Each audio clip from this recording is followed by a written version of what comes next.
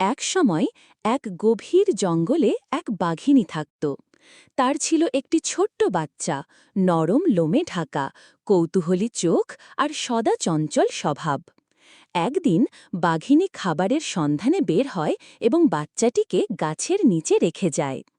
সেই সময়েই বনের অন্য পাশে এক হরিণ মা তার ছানাকে নিয়ে পানি খেতে এসেছিল।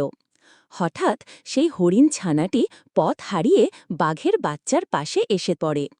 প্রথমে দুজনেই ভয় পায়। হরিণ ছানা ভাবে এই তো আমার শেষ, আর বাঘের বাচ্চা ভাবে এটা তো আমার খেলার সাথী হতে পারে। কিন্তু তারা দুজনেই ছোট, তারা যুদ্ধ না করে খেলা শুরু করে দেয়।